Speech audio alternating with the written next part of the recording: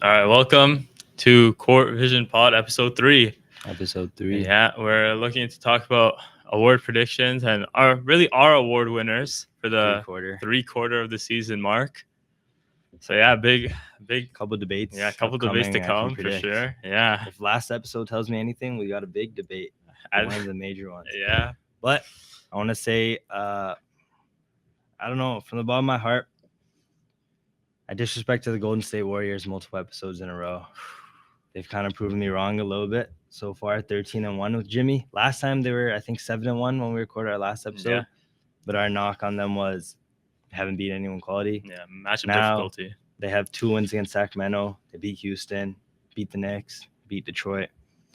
I'm also going to shout out 2 other teams before we get into this. Cavs, longest win streak in franchise history, 16 games right now. A cool stat that I saw about them was they've won 11 straight road games. That's the longest NBA road win streak since the Lakers. The Lakers took 14 in 2019. So we're seeing history right now. Yeah. Now, one team that I predict them to have the 6th seed at the end of the year. But the Warriors have that spot right now, but they're neck and neck is the Timberwolves on a 7-game win streak. Julius Randle just came back from injury, but going back to even before injury, they've won the last 12 games that Randle has played in. Yeah. They've really found their stride as a team. Randle's found his stride. So I just want to shout those teams out before we started. All right. Yeah, I mean, all of them playing up. And you know what? For our award discussion, we could just, start with our coach of the year because get straight into for me, he is coaching one of the teams you shout out, Kenny Atkinson. Yeah. I mean, this one is not, the OKC are the only team that has a record similar to this Cavs team. But he won it last year, right? Yeah, Mark Dano, yeah. But that's the thing for me. The major jump that the Cavs have made, I mean, it's just give it to him and call it a day. And people expect him to be good, top 4. Yeah. They have a real chance at 70 wins, to be honest. They go, I think it's 14-2 in their last their last 16. No, they're on a 16-game win streak right now. Yeah, but I'm saying if they go 14-2 the rest of the season. Okay, yeah. Yeah, so they have a real chance at 70 wins, and no one expected this. I don't think it's a discussion. Yeah.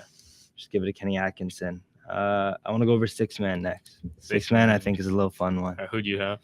If you remember the last episode, I was really high on this guy for a surprising team. Malik Beasley is my 6-man of the year. 16 points per game, 4 rebounds, 42% from 3-point line. Taking the second most shots for that team, second leading scorer on that team. That team's a big surprise team this year. Yeah, for sure. So I think that team as a whole and him himself deserve a lot of credit and respect for what they're doing this year.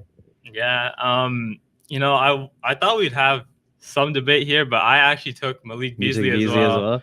I mean, you say he's just a shot maker. He's 16 points a game is ridiculous. He's also averaging a steal a game. He's being a little pest on defense as well. And I mean, the Pistons 37-30. He's playing a good role for that team. He's 3-point shooting, advanced numbers, everything. He's in 99th percentile. He's setting the mark, and he's a great player to have. And that team's fun to watch. There's games where guys don't have it going. He becomes their guy. Yeah, they're swinging it to him. He's hitting threes.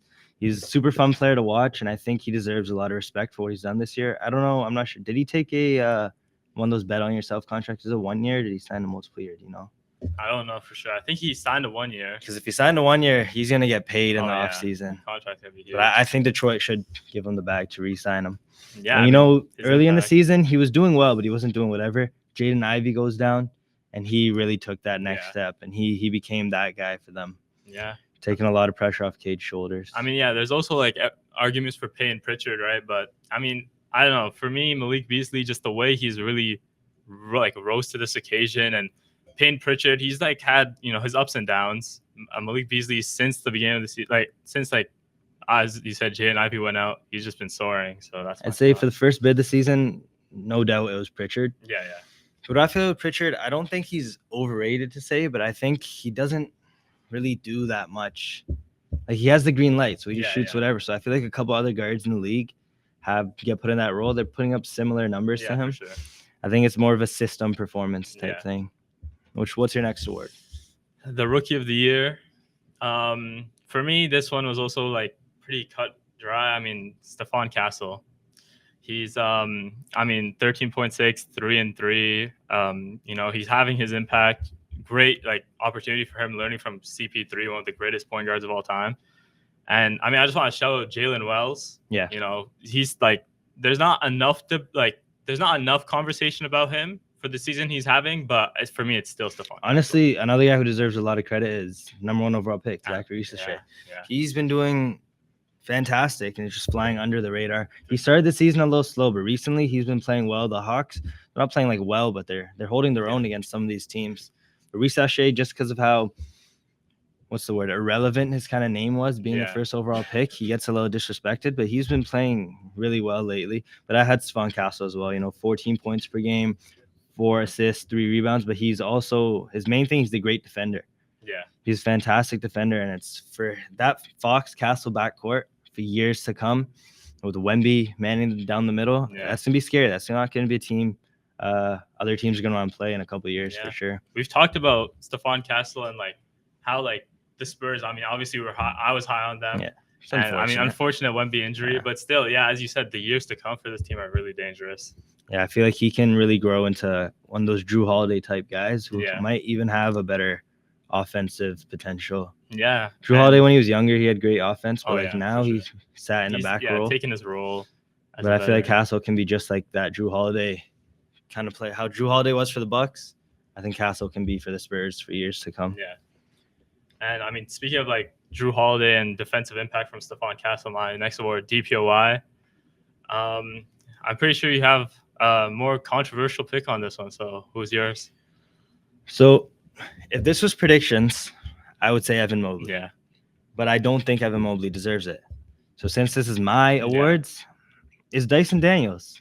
Same. He's having the best. He is having a better season than Marcus Smart was when he won DPOY a couple years ago. This guy's averaging 3 steals a game, which is the most in 35 years. He averages 4 stocks a game. And I found this fun stat. He has the most defensive stops, which is block steals or causing an offensive foul. He has 209, which is almost 100 more than the next person, which is insane. He has multiple games with over 7 steals and blocks a game. Yeah. As a guard, this is just crazy what he's doing. Yeah.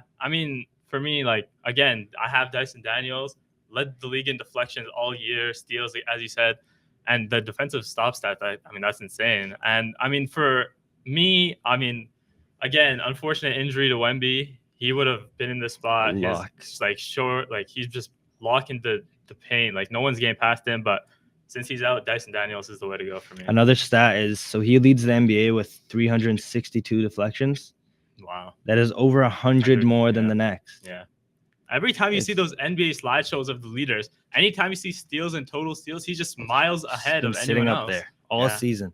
And it's he does a lot of things where defensive player of the year is more of an award where it's given off counting stats, but it should be given off the eye test. You know, how much trouble he's actually causing these offensive players, because he's guarding the superstars every single game and still putting up these crazy numbers. It's something to see. Dyson Daniels is fun to watch on both ends. He's taking offensive stride as well. Not that matters for this award, but him as a player, it's going to be really fun to watch for the next couple of years. For sure. Yeah, definitely one of the key pieces in Atlanta. So MIP. Honestly, going into, we make our notes before the podcast and everything. Before, in my head, I was I don't think this guy, he's the consensus most improved right now. I was thinking, no, he doesn't deserve it. It should be someone else. Then we talked about Norman Powell. Norman Powell doesn't meet the criteria.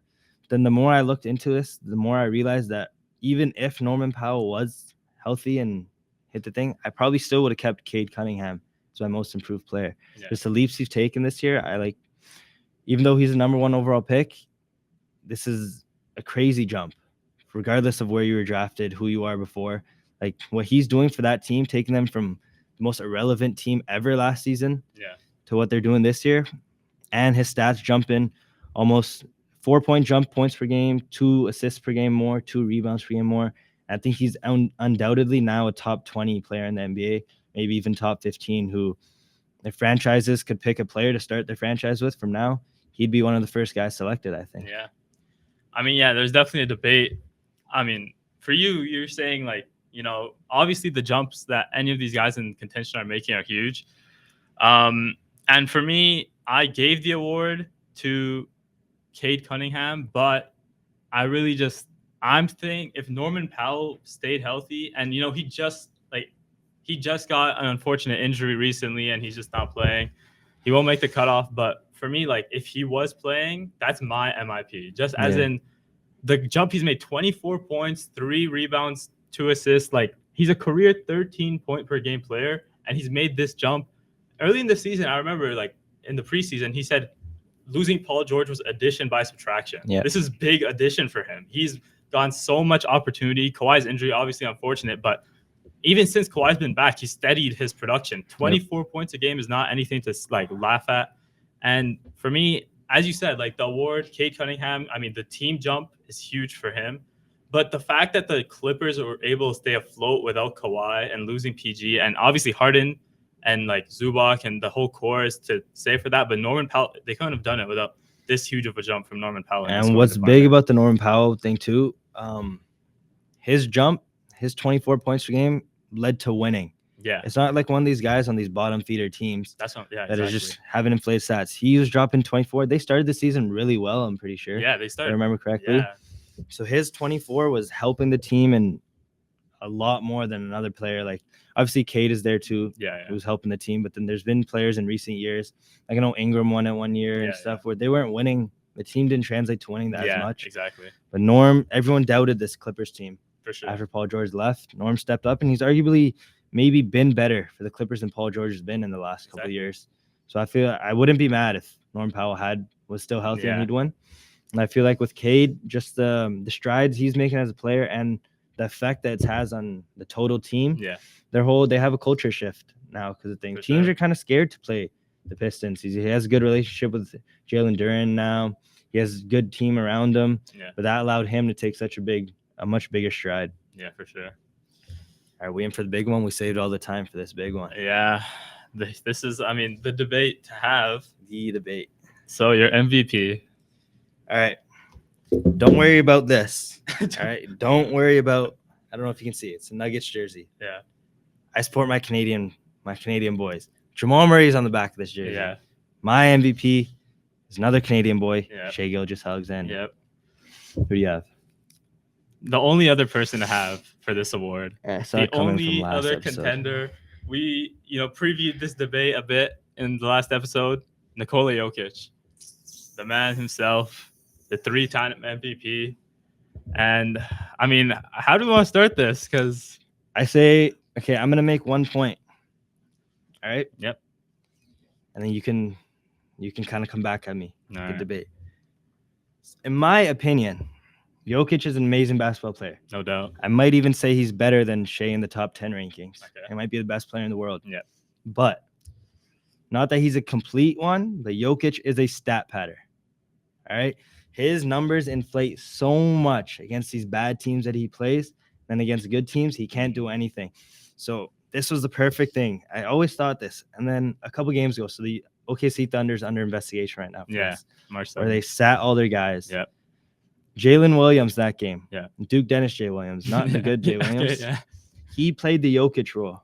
All right. Jokic stands at the top of the key, grabs the ball. All his guys run around him. He sets a screen. They roll off the screen. He hits them. So a lot of his assists are not him actually creating. Yeah. And there's video compilations online of them giving him fraudulent assists where MPJ will dribble around for a bunch of seconds and then shoot. Jalen Williams played that role. He stood at the top of the key and he just passed off screens. He scored 10 points. He grabbed 11 rebounds. Yep. And he had 10 assists. Triple-double. A third-string center put up a triple-double in the Jokic role. Yeah.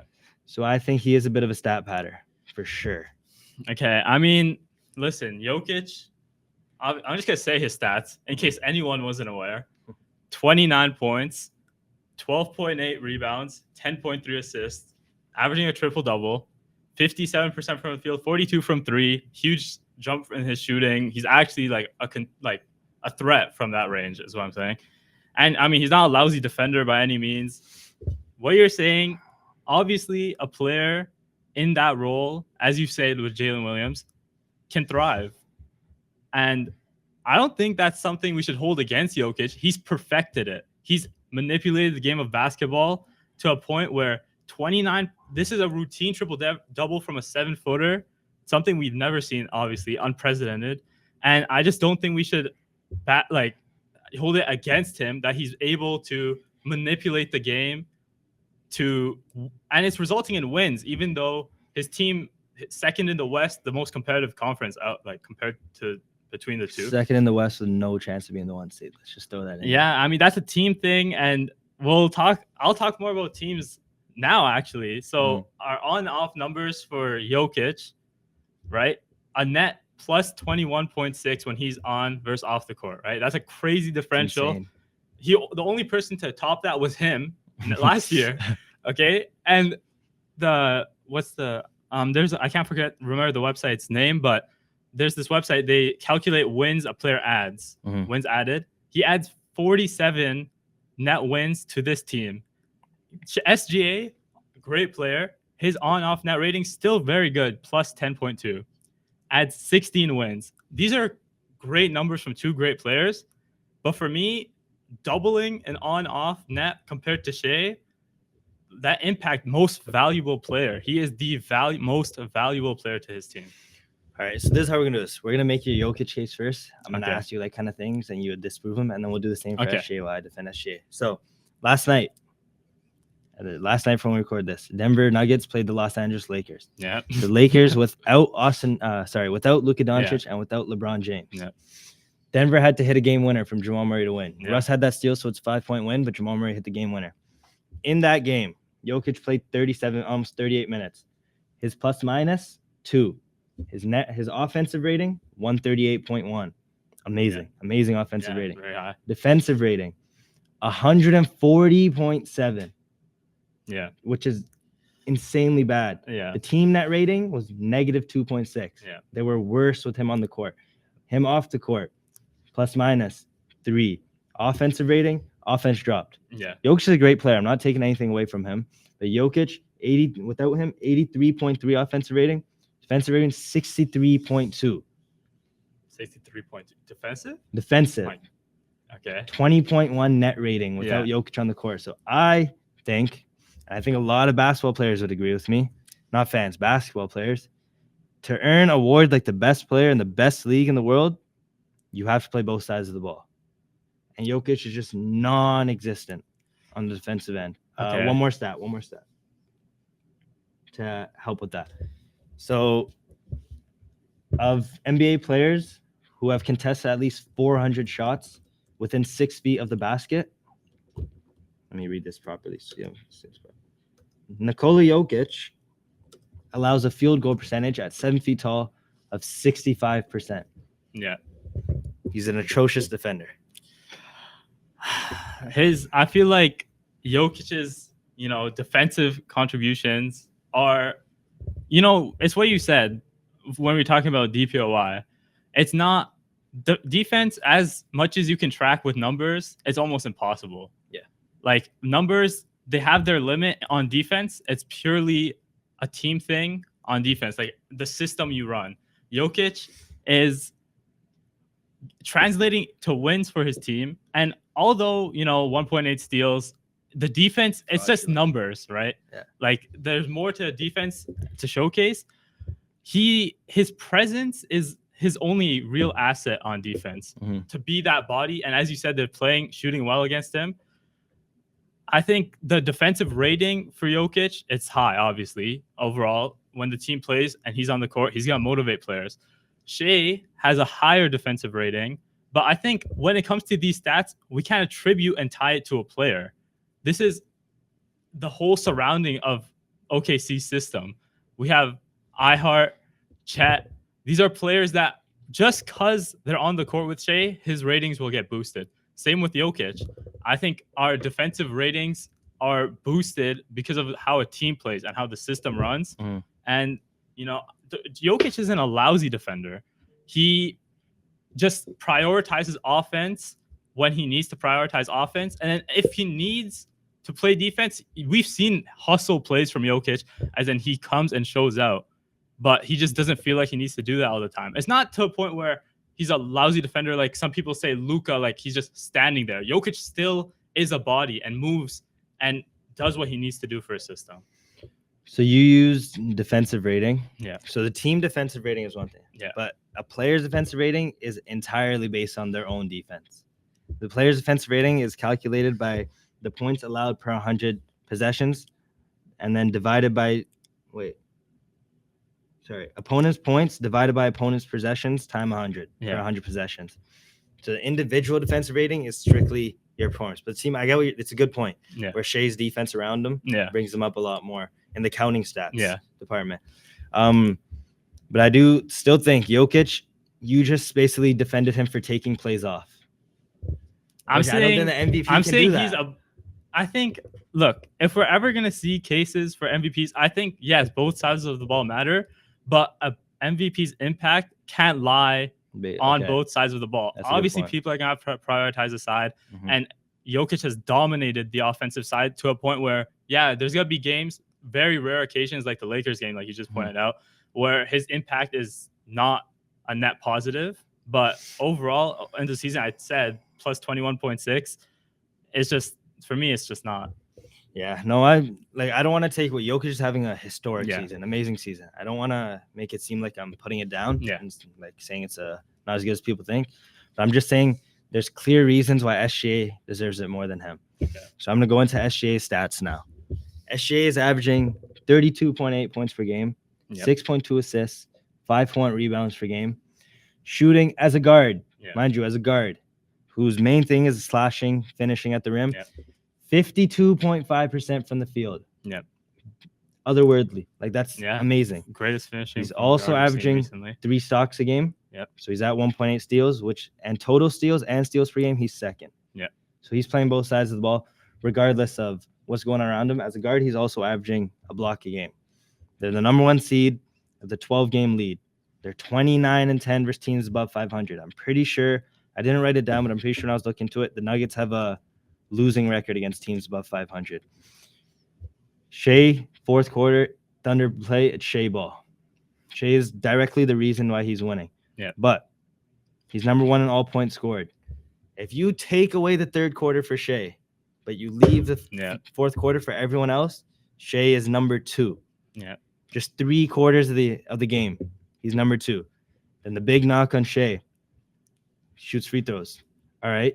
Take away his free throws, leave everyone else's free throws. He's still number 5. And then if you remove everyone's free throw, he's number 1 still. He is an offensive engine. Single-handedly. This offense is good.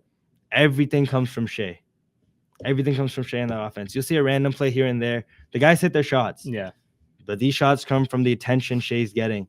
Shea has a lot of the hockey assists where he'll draw attention, he'll he'll swing, and then they'll swing one more, and that guy will get the bucket. So he's averaging 6.2, but he could be averaging 8-9 really easily as well. Yeah, I mean, I'm not going to go at Shea's free throw shooting because I feel like free throws are a part of the game. They're, obviously players are going to exaggerate, but this is how you play the game of basketball. You manipulate it, like I said about Jokic, manipulating the game to get yourself and your team a better result. I'm not going to bash that. That's just how he plays the game. I respect it. I feel like Jokic, so as you said, the impact that these players are having are just like otherworldly, both of them. And for me, it's not even a game of picking at Shea and like his flaws and elevating Jokic. I feel like Jokic, his season for me, is just overall just like more impressive and more valuable to his team. And Shea, as we talked about, like defensively, his impact is there. Offensively, you said he's an engine. He runs the offense. Jokic runs the offense from the center position, never at a level or in a way that he's done or anyone else has done before. The Nuggets core has regressed. It's gone worse. And they've still only dropped around 5% in their win percentage.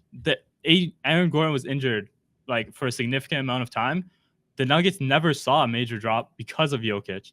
And now about Shea, his team is so solid. And you said the hockey assists, right? One more and then one more. And then, I mean, if we count those assists, Jokic, we talked about how his assists, like, they may not be full assists, as in like stat pads and like some stat like givers will like say it counts. Yeah. Some may not. For Jokic, if we count this hockey assists as well, his numbers soar. There's just so much to talk about in this game, and between these two players, they're so talented. For me, Shea and Jokic is just the better season. Okay. Historically, Jokic is having a better season. Yeah. But for the direct impact this year, Yeah. and I'm going to go, you brought up defense there too. So I'm going to talk about SJ's defense now too, because now I made his offensive case for MVP. Now let me make his defensive case for Defensive Player of the Year. 106.9 defensive rating. It's a top 5 rating in basketball. Yep. He's number 1 in defensive win shares. He creates the most disruptions. He's the best defensive. What's the word I'm looking for? I don't know the word I'm looking for, but he's caused the most chaos. Yeah. All right? Listen to this one. Dyson Daniels holds both of our Defensive Player of the Year. He holds them to 48% from the field. Shea holds opponents to 43% from the field.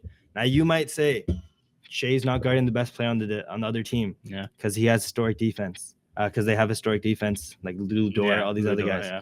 If you watch the games, every team in the NBA matchup hunts. Yeah. They try to get switches. For sure. Shea's not a bad defender, but he's the matchup that they go after. They go after him. He opposed them to 43% from the field. He ends up guarding, who are they just playing recently? Boston. Yeah. That fourth quarter, there was like 7 plays in a row where he was guarding Tatum. Tatum was scoring, but none of them were easy buckets at all. So Shea is guarding some of the better players in the league. And he's a big reason why they do have an historic defense. A couple more offensive stats, just because I wrote these down, I want to share. Yeah. So just how good SJ has been all year. Per 100 points in SJ's minutes, the Thunder blow out teams by 17. That's crazy. Yeah. On average, the Thunder scoring 1.11 points per possession featuring an SJ pick and roll. So he's creating the ball no matter what. Yeah. He's creating a bucket no matter what. 1.08 points per possession featuring an SJ isolation. More than half the time he isolates, he's scoring. Yeah. In the NBA. That's insane. And then finally, he's averaging 1.13 points per possession featuring a post-up. A 6'5" guard is scoring more than half the time he posts up. That's better than some of these bigs in the league. Yeah. These are all 3 I just listed, all top 10 marks in history among high-volume players. Yeah. So I definitely see the case for Jokic. I just think that in every way you look at it, SJ's is better. I feel like, I mean, obviously there's marks to be made about SJ, obviously very capable defender. His matchup, as you said, they have so many more defenders lined up before him. So many, Chet, Ihart, Lou Dort. It's just a team of talent all around. Very well built, well constructed. His matchup difficulty isn't bad. Like there's advanced stats tracking matchup difficulty. It's not bad. It's not like insanely high. It's about average. He guards decent players. He has an occasional switch onto someone like an offensive, like you said, Tatum. Yeah. And he creates difficult shots. But for me, it's just like there's not that big, or there's not enough of a difficulty to where I can say he's a top defender in the league, while saying it's enough to cover the gap I think Jokic has on him on offense. Because the way that Jokic is the team, he is the Nuggets on offense, and the way that Shea is a key piece of the team on offense and defense, but he's not the team. For me, that's just, there's no gap to be made up unless he's doing all of it on one side of the ball. Yeah. All right. You know, I want to leave because we're only 3 quarters through the season. Yeah. I want to leave some of this discussion for maybe at the end of the year, heading into the playoffs, right before awards are kind of announced. Yeah. So I want to have this discussion, see if anything changes. See if, I know the MVP is a regular season award. Yeah. But we'll see. Playoffs might change. They definitely play a part, as much as the voters say. So I just want to leave some things on the table. That was a good discussion, though. We were both making some good points. Yeah. I mean, definitely see both sides. At the end of the day, they're 2 of the most talented players in basketball. Of course, and they've separated themselves from Uh-huh. everyone else to such a level. There's no third person in There's this no. debate. That's insane. There's to no me. one to There's even third talk person. about here. And there's no third person from the start of the season. Exactly. We're witnessing some great basketball, for man. sure. It's the best basketball in a while. All right. Next Next episode, we have an exciting topic. One of our more casual ones. It's Fun. top 10 duos Yeah, in we're the gonna NBA. go through some duos. And We're we'll gonna do have some games. Yeah, games. Yeah. I mean, great debates we had today, and we lined up on most of our awards. Yeah. Only eye. one major discussion, which we left most of the video for. Yeah. That was good. We'll see if anything changes over the next couple weeks. But so that's it for today's episode. We'll see you guys soon, and peace out.